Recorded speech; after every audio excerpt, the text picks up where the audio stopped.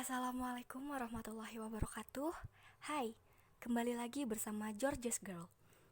Apa kabar kalian? Semoga selalu sehat dan bahagia ya. Oke, kali ini kita bakal ngebahas soal victim mentality. Apa sih victim mentality itu? Jadi, victim mentality itu biasa disebut juga playing victim. Pasti kalian udah sering denger juga kan? Salah satu sifat seseorang yang bisa merugikan orang lain adalah playing victim atau victim mentality. Victim mentality atau mentalitas korban adalah kondisi ketika seseorang selalu merasa dirinya sebagai korban dari segala kondisi dan situasi yang terjadi di sekitarnya. Mereka secara konsisten akan menyalahkan orang lain atau situasi dan merasa tidak memiliki kontrol atas masalah yang dihadapi. Mereka merasa bahwa kondisi dirinya lah yang paling susah. Victim mentality bisa terjadi di lingkungan manapun, baik itu keluarga, pertemanan, atau pekerjaan. Penyebabnya bisa sangat beragam, di antaranya memiliki trauma masa lalu, mengalami kejadian negatif yang terus-menerus terjadi, pernah dikhianati oleh orang lain, atau memiliki keinginan untuk mendapatkan perhatian. Selain itu, orang yang memiliki victim mentality juga biasanya merasa menjadi korban utama dari segala situasi. Mereka seolah-olah berjuang dengan apa yang dikenal sebagai mentalitas korban. Meski situasi tersebut karena kesalahannya sendiri, seseorang dengan victim mentality merasa hal-hal buruk terus terjadi dan dunia menentang mereka. Oleh karena itu, ia selalu berprasangka buruk di setiap kesempatan. Mengutip dari Very Well Mind, victim mentality memiliki 3 prinsip utama yang sering tidak disadari, yaitu yang pertama nih, hal-hal buruk telah terjadi di masa lalu dan akan terus terjadi hingga masa depan. Yang kedua, orang lain yang harus disalahkan atas kemalangan atau nasib yang dialami. Dan yang ketiga, tidak ada gunanya mencoba melakukan perubahan karena itu tidak akan berhasil. Bagi orang dengan victim mentality, tenggelam dalam negativitas lebih mudah daripada mencoba menyelamatkan diri sendiri. Bahkan, mereka memaksakan pola pikir ini ke orang lain. Adapun penyebab victim mentality tidak hanya muncul dari situasi terdesak saja, tetapi ada beberapa penyebab yang membuat seseorang menjadi rentan, yaitu adanya pengalaman trauma masa lalu, di mana pola pikir ini dikembangkan sebagai mekanisme coping atau cara mengelola emosi. Kemudian situasi negatif di mana seseorang tidak memiliki rasa kontrol atau kendali.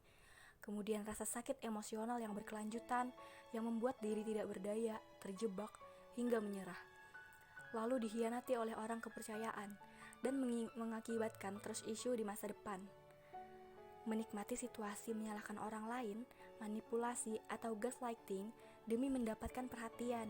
Pada intinya, pola pikir victim mentality berakar pada trauma, kesusahan dan rasa sakit hampir sepanjang waktu. Kondisi ini membuat seseorang merasa rentan dan takut. Selain itu, ia memilih untuk tidak bertanggung jawab atau menyalahkan orang lain terhadap suatu tindakan. Tahu gak sih tanda-tanda victim mentality itu kayak gimana? Nih, diantaranya menyalahkan orang lain atas bagaimana kehidupan berjalan. Kemudian merasa diri sendiri menerima banyak masalah sulit. Lalu mengalami kesulitan mengatasi masalah hidup. Memiliki sikap negatif terhadap sebagian besar situasi.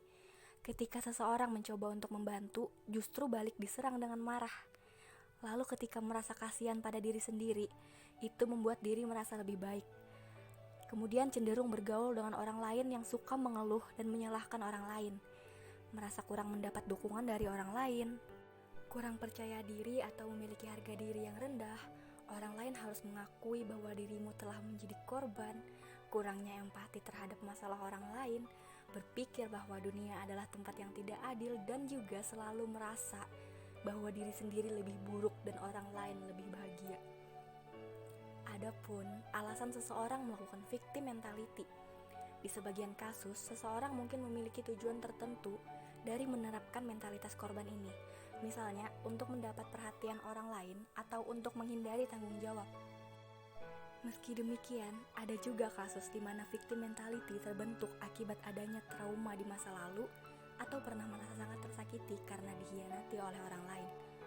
Bagaimanapun, memiliki mentalitas korban bisa sangat merugikan, baik pada diri sendiri maupun orang lain.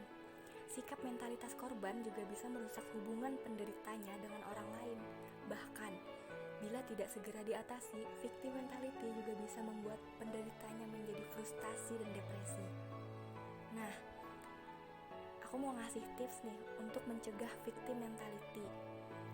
Ada beberapa cara yang bisa kamu lakukan untuk mencegah sikap victim mentality ini. Ya, lebih ke arah pencegahan sih, tapi semoga bisa membantu. Yang pertama yaitu bangun rasa tanggung jawab. Seseorang dengan victim mentality biasanya akan menghindari tanggung jawab. Nah, untuk mencegah sikap ini, coba buat tujuan hidup yang realistis. Kenali potensi yang ada di dalam diri kamu dan kerjakan sesuai dengan porsinya. Kemudian yang kedua, belajar memaafkan diri sendiri. Saat melakukan kesalahan, jangan larut dalam kesedihan dan selalu menyalahkan diri sendiri sampai-sampai kamu tidak bisa melihat hal positif di dalam diri kamu.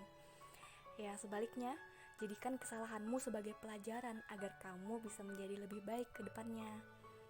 Kemudian yang ketiga, tingkatkan kecerdasan emosional. Memiliki kecerdasan emosional dapat membantumu dalam banyak hal, di antaranya mengenali dan mengelola emosi dengan baik, mengambil keputusan yang bijaksana dalam menyelesaikan masalah, dan membangun rasa empati. Kemudian yang keempat, belajar mencintai diri sendiri, atau biasa disebut self-love. Coba deh belajar mencintai diri sendiri. Kamu bisa memulainya dengan melakukan hal-hal yang menyenangkan. Misalnya menggeluti hobi, menulis jurnal harian, berolahraga dengan rutin, ataupun belajar positif self-talk dan afirmasi positif, yaitu memberikan penguatan positif kepada diri sendiri gitu. Dengan begitu kamu akan lebih bisa menghargai dirimu sendiri. Victim mentality tidak hanya bisa merugikan dirimu saja, tapi juga orang lain di sekitarmu. Jadi, jangan sampai sikap ini merasuk ke dalam dirimu ya. Kenali ciri-cirinya dan lakukan langkah pencegahan di atas yang sudah saya sebutkan tadi, supaya kamu terhindar dari victim mentality.